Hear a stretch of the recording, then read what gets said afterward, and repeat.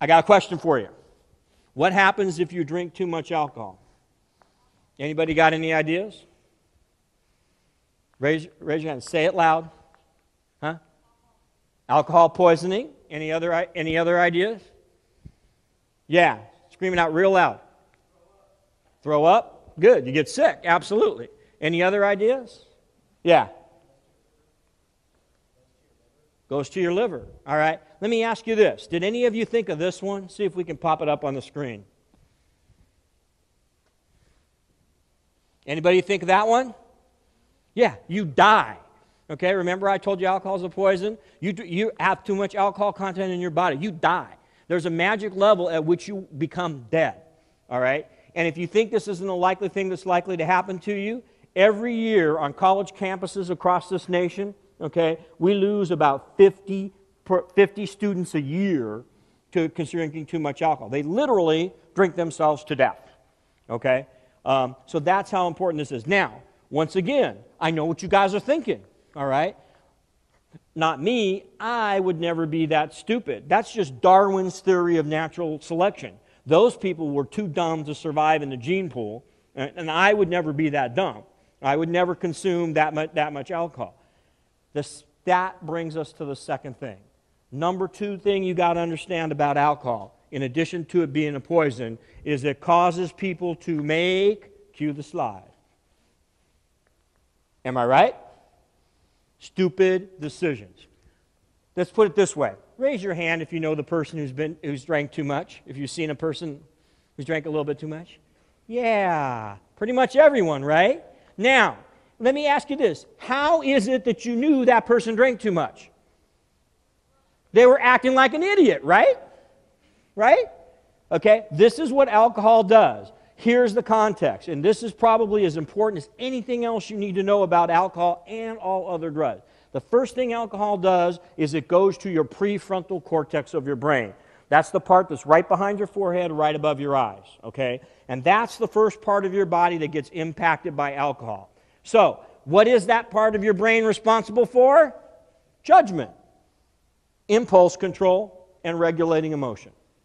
Okay? This is why people get stupid.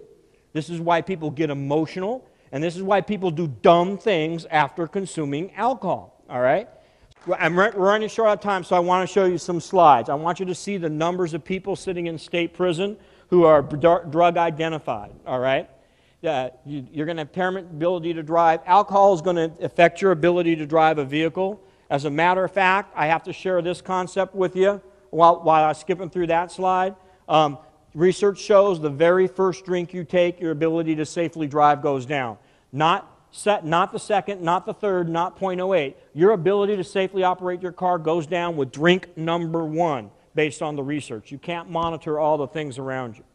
Here are the drug-identified inmates in prison. Women, 83%, men, 76%. All right? If you guys have any thoughts about this stuff, about alcohol and drugs and where it's going to lead you, have you had any thoughts different from this? This slide should end all of those in your mind right away. Because I can tell you right now, that's the path. If you think it's any different for kids, the number for juveniles is 85% in CYA, in the Youth Authority, now DJJ, Department of Juvenile Justice. 85% are substance abuse identified and substance abuse addicted. Now I know, as I wrap it up, okay, 2/3 of all homicides committed by youth involve alcohol.